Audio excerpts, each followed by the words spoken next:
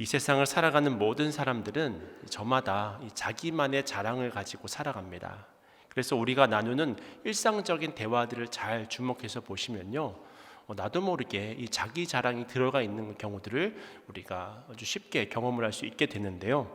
그래서 인간의 일생이란 어떻게 보면 일평생 이 자랑거리를 만드는 것이라고도 생각해 볼 수 있을 것 같습니다.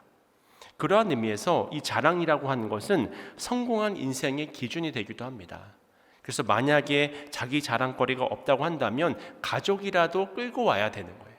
그것도 없으면 사돈의 팔촌이라도 데리고 와서 어떻게 해서든지 연관을 지어서 자기 자랑거리를 만들어야 하는 것입니다. 혹시 여러분은 어떠십니까? 자랑거리가 있으시지 않으십니까? 그러면 말하고 싶어서 입이 근질근질하고 견디기가 힘들잖아요. 그렇다면 오늘 이 예배에 나오신 여러분들은 무엇을 자랑하고 싶으십니까? 무엇 때문에 여러분 말하고 싶어서 너무나도 이 마음이 조급해지고 입이 근질근질 하십니까? 과연 그 자랑이 여러분이 자랑할 만한 것입니까? 사실 참 놀라운 것은 세상의 자랑이랑 시간이 지남에 따라서 다 잊혀지게 마련입니다. 훈장이라든지 감사패라든지 트로피라든지 공로패라든지 이러한 모든 것들은 다 잊혀지게 마련입니다.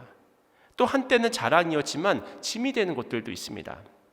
저도 유년 시절을 생각해 보면 그렇게 이 딱지를 애지중지했던 것 같아요. 그래서 친구들과 비교하면서 내가 가진 딱지가 몇 장이니, 내가 가진 구슬이 몇 개나 있니. 근데 그런데 지금 와서는 그것이 무슨 의미가 있겠습니까?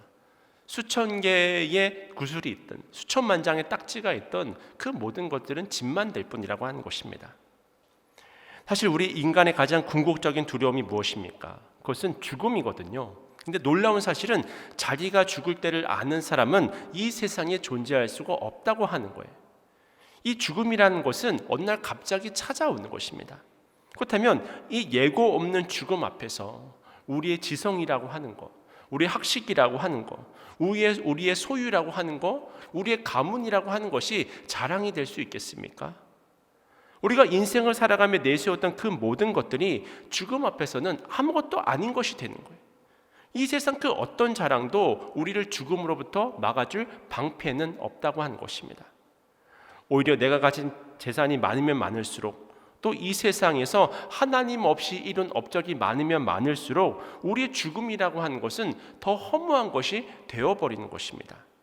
그래서 사도 바울은 너희들이 자랑하고 싶으면 주님 안에서 자랑하라고 이야기를 했던 거예요.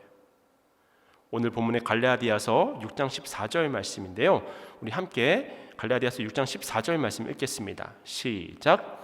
그러나 내게는 우리 주 예수 그리스도의 십자가 외에 결코 자랑할 것이 없으니 그리스도로 말미암아 세상이 나를 대하여 십자가에 못 박히고 내가 또한 세상을 대하여 그러하니라. 아멘. 그렇습니다.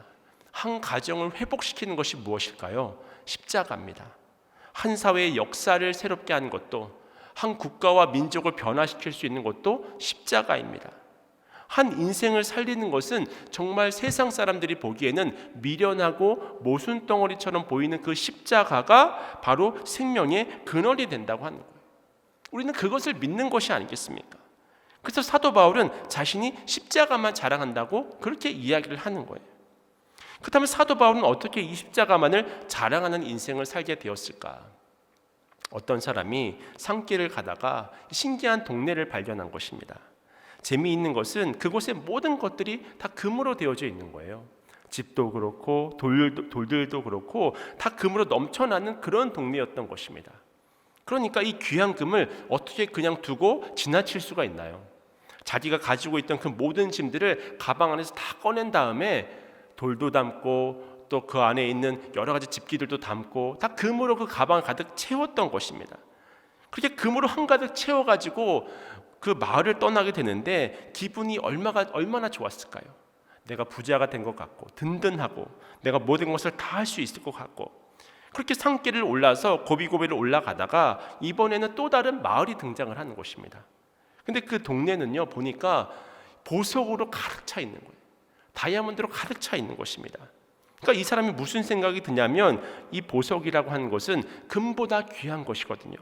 그러니까 어떻게 하겠습니까? 다시 가방을 내려놓고는 그 안에 있는 금을 다 꺼집어내는 거예요. 그 다음에 무엇으로 채웁니까? 보석으로 그 가방을 가득 채워버리는 것입니다.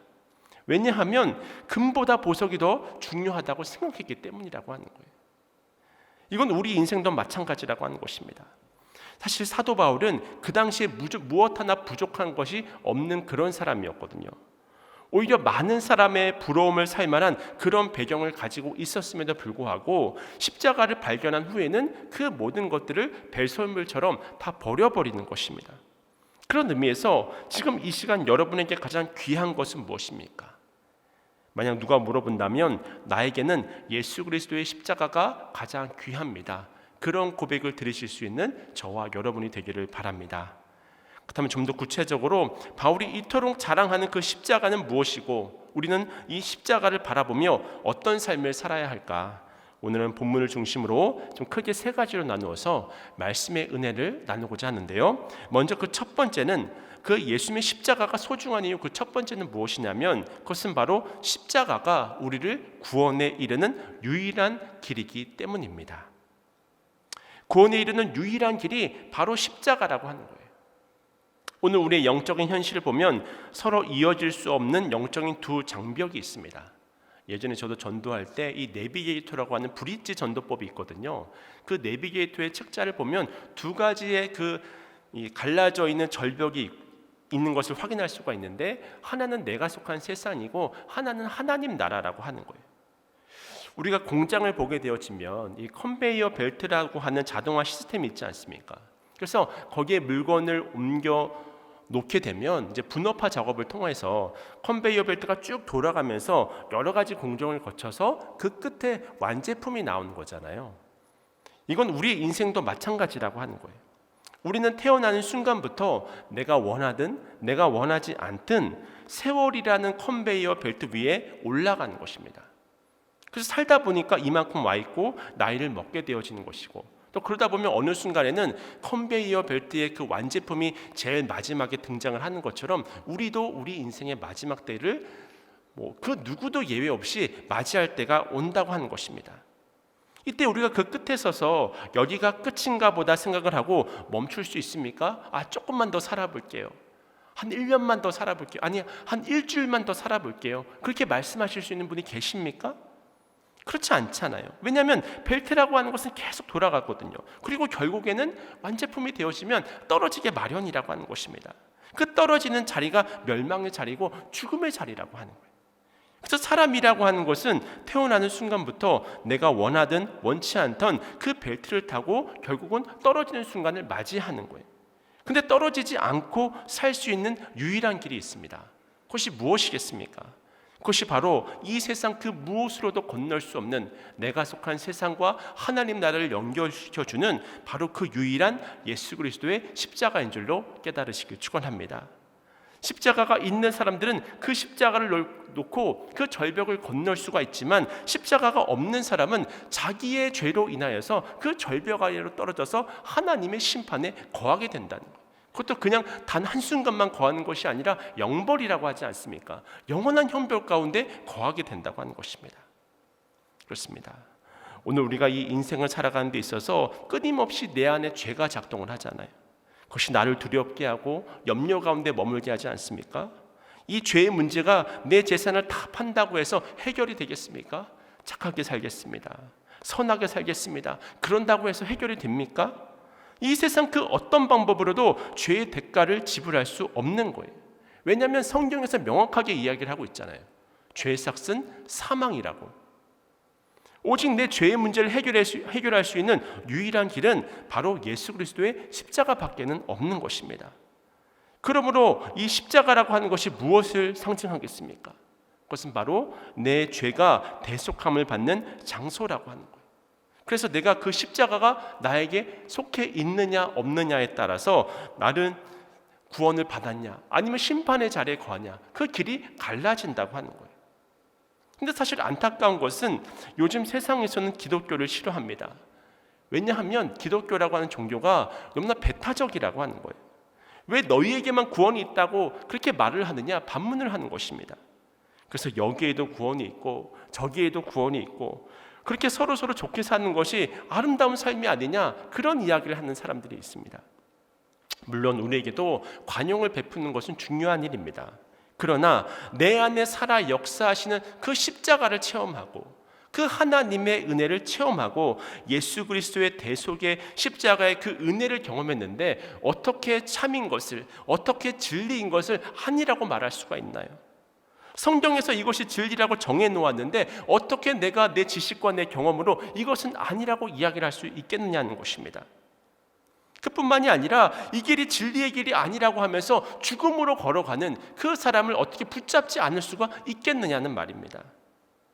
하나님의 은혜를 경험한 사람은 절대로 그 광경을 그냥 지켜볼 수가 없는 거예요. 한번 생각해 보세요. 이 세상에는 끝이 있습니다.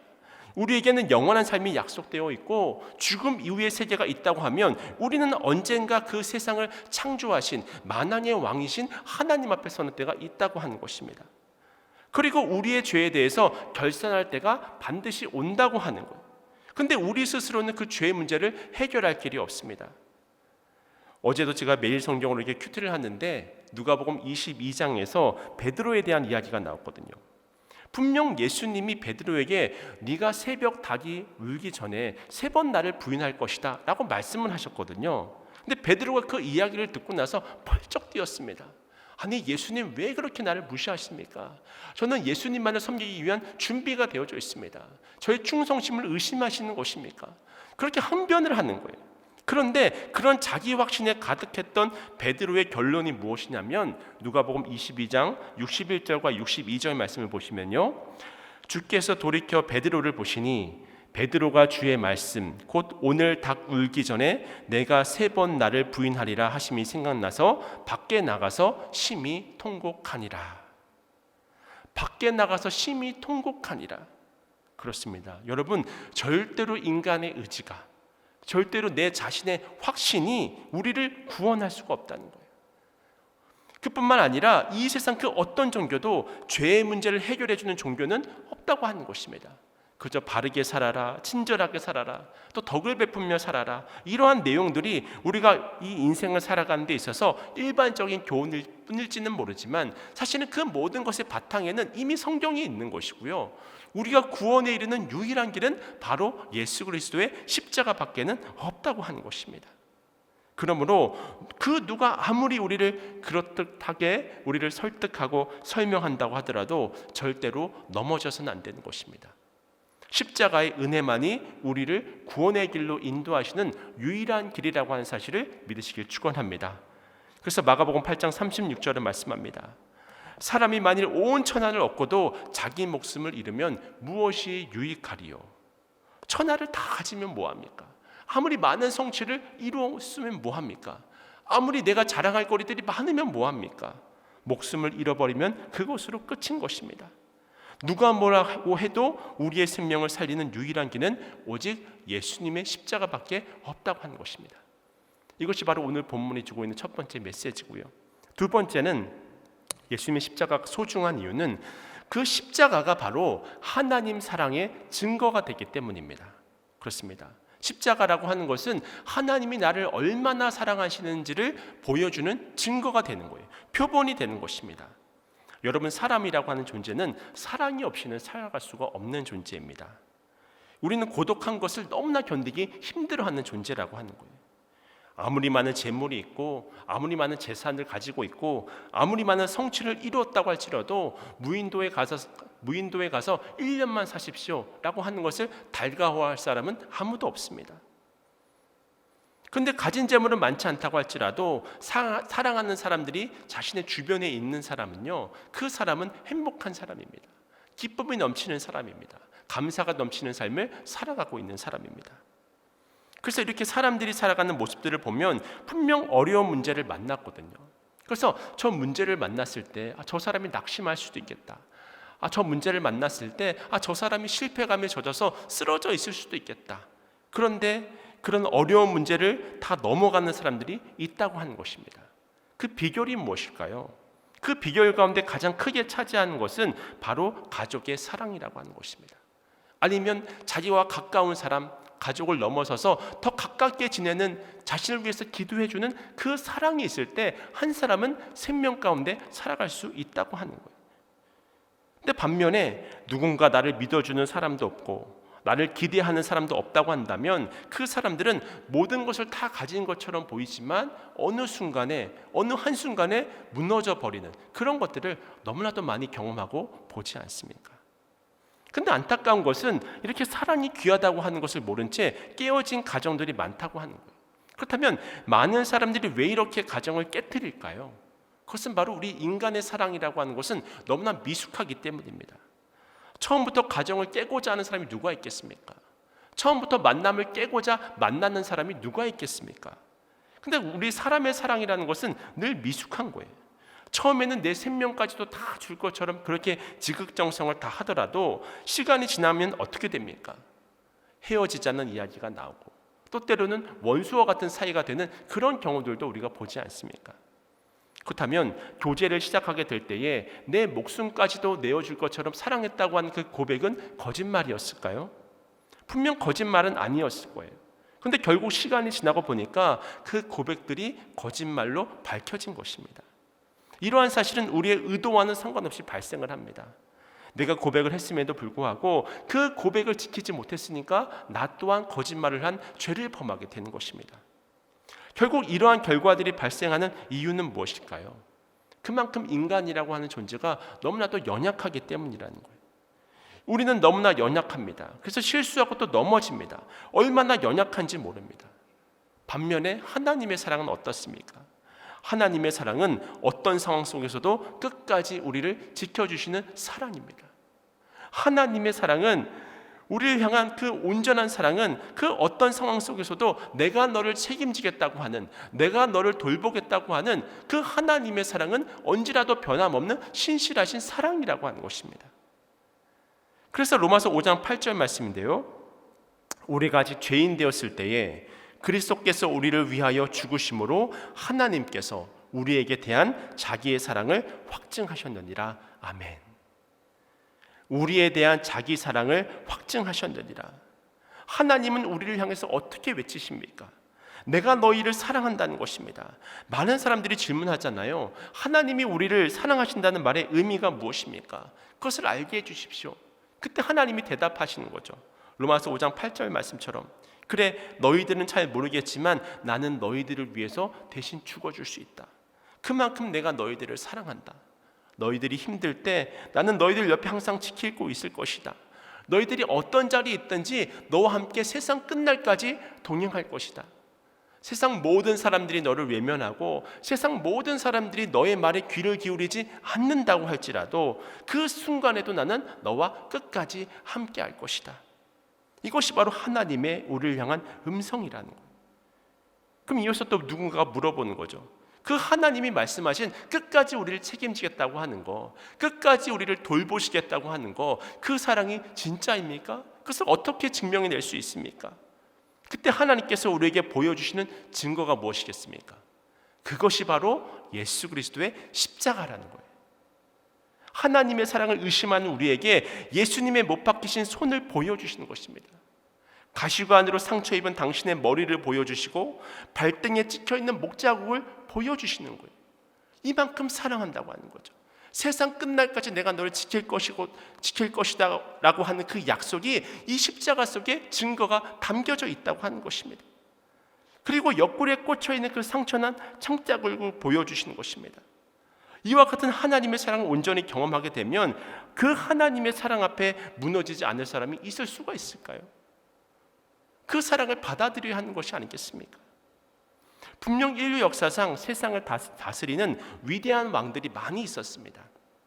그런데 그 위대한 왕들 중에 그 누구도 노예 한 명 살리기 위해서 자신의 목숨과 맞바꾼 사람은 없습니다. 오히려 역사상 수많은 사람들이 그 위대한 왕이라고 하는 사람들조차도 그 왕 한 사람을 위해서 수많은 사람들이 죽어나갔던 거예요. 하지만 그 어떤 왕도 노예 한 사람을 살리기 위해서 자기가 대신 죽어줬다고 하는 그 역사는 찾아볼 수가 없는 거예요. 근데 복음이라는 무엇입니까? 이 세상에 나 혼자만 있었다고 해도 하나님은 나를 위해 십자가를 지셨을 것이라고 하는 사실입니다. 이것이 바로 우리의 믿음입니다. 그만큼 우리 한 사람 한 사람을 하나님께서는 사랑하시는 거예요. 우리의 개념으로는 이해가 안 되죠. 왜냐하면 인간의 사랑이라고 하는 것은 한계가 있어서 모든 사람들을 다 똑같은 어떤 정도와 크기를 가지고 사랑할 수가 없잖아요. 사랑의 크기가 다 다르지 않습니까? 모든 사람들마다. 하지만 하나님은 전능하신 분이잖아요. 인간의 사랑은 한계가 있지만 하나님의 사랑은 무한하신 것이 아니겠습니까? 그래서 저만 이 세상에서 가장 사랑하신다는 말도 맞는 말이고, 여러분 한 사람 한 사람도 하나님께서 가장 사랑하고 계시다고 하는 그 사실도 맞는 말이라고 하는 거예요. 그러므로 우리 한 사람을 위해서만 십자가에 달리셨다고 하더라도 그 말은 참이 되는 것입니다. 그리고 그 사랑의 결정체, 그 사랑의 증거가 무엇이라고요? 그것이 바로 십자가상에서 나타났던 거예요. 여러분, 이 십자가는 절대로 의인을 살리기 위해 지신 십자가가 아닙니다. 이 십자가는 이 세상의 많은 공로를 살리기 위해서 많은 사람이 저 사람만은 꼭 살려야 되라고 해서 살리신 그 십자가가 아니라고 하는 거예요. 나의 죄를 통해서 결국은 죽음으로밖에 갈 수 없는 그 인생을 향한 하나님의 긍휼과 은혜가 담겨져 있는 것이 바로 그리스도의 십자가라고 하는 것입니다. 여러분, 이 사랑을 깨닫게 되면, 이 사랑을 알게 되면 우리의 삶 속에 예수님의 십자가보다 더 귀한 것이 무엇이 있겠습니까? 우리 안에 있는 금은 보화들을 다 꺼내어서 무엇으로 채우게 되는 거예요? 바로 예수 그리스도의 십자가, 예수 그리스도의 사랑으로 가득 채우는 것입니다. 오늘 이 예배 자리에 나오신 여러분은 고난 주간을 보내시면서 이 십자가 속에 담겨져 있는 하나님의 사랑을 깨닫게 되시기를 바랍니다. 그러므로 이 십자가를 세상의 그 무엇보다 사랑하실 수 있는 여러분 모두가 되시기를 바랍니다. 이것이 바로 오늘 본문이 주고 있는 두 번째 메시지였고요. 이제 마지막 세 번째로, 이 십자가가 우리에게 소중한 이유는 나의 사명이 무엇인지 알려주기 때문입니다. 다시 말해, 우리가 나아가야 될 방향, 우리가 나아가야 될 그 지향에 대해서 이 십자가가 알려주고 있는 거예요. 흔히 우리가 인생을 살아갈 때 방향이 중요합니다, 그런 말을 많이 하지 않습니까? 삶의 방향이 분명하지 않은 사람은 늘 갈대와 같이 기준이 없이, 향방 없이 흔들리는 그런 삶을 살아갈 수밖에 없다고 하는 거예요. 사실 우리가 세상을 살다 보면 내가 기독교인이라고 하는 것을 감추고 싶을 때가 있거든요. 거래를 하거나 누군가와 이야기를 하거나 새로운 사람을 만나게 될 때 기독교인이라고 하는 것을 감추고 싶을 때가 있습니다. 왜냐하면 기독교인이라고 하는 것을 밝히는 순간 우리는 약자가 되기 때문이에요. 그 순간 약자가 되기 때문입니다. 싸우고 싶은데 싸우지를 못해요. 원수랑 말도 섞기 싫은데 오히려 그 사람을 위해서 기도해야 합니다. 무엇이 우리를 이렇게 만드는 것입니까? 바로 그리스도의 십자가가 우리의 삶을 예수님 닮은 삶으로 변화시켜 가신다고 하는 거예요. 그래서 오늘 본문에 바울도 고백하는 것이 무엇입니까? 우리 갈라디아서 6장 17절 말씀인데요, 함께 읽겠습니다. 시작. 이후로는 누구든지 나를 괴롭게 하지 말라. 내가 내 몸에 예수의 흔적을 지니고 있노라. 아멘. 사도 바울이 내가 그리스도의 십자가 외에 결코 자랑이 할 것이 없다고 고백한 이후에 나오는 말씀이 무엇이냐면, 여기에 나오는 이 흔적이라고 하는 단어, 이것을 바로 헬라어로 스티그마라고 하는데요, 이는 고대 사회에서 주인이 노예에 대한 소유권을 주장하기 위해서 노예의 몸에 낙인을 찍는 것을 가리키는 단어입니다. 그러므로 여기서 바울이 말하는 예수의 흔적이라고 하는 것은 사도로 부름받은 바울이 예수의 소유가 되었다라고 하는 흔적을 이야기하고 있는 거예요. 그렇습니다. 사도 바울에게는 그 당시 사람들이, 갈라디아 교회 교인들이, 그 당시 갈라디아 교회 지역의 사람들이 자랑하고 있었던 그런 어떤 할례보다 더 소중한 예수의 흔적이 있다고 하는 거예요. 그 흔적이 어떤 흔적이겠습니까? 바로 십자가의 흔적을 내 몸에 지니고 있다고 하는 것입니다. 예수님은 이것을 다른 표현으로 어떻게 말씀을 하셨냐면, 누가복음 9장 23절 말씀인데요, 또 무리에게 이르시되 아무든지 나를 따라오려거든 자기를 부인하고 날마다 제 십자가를 지고 나를 따를 것이니라. 아멘. 여러분, 크리스천이란 누구입니까? 성령 안에서 거듭난 사람입니다.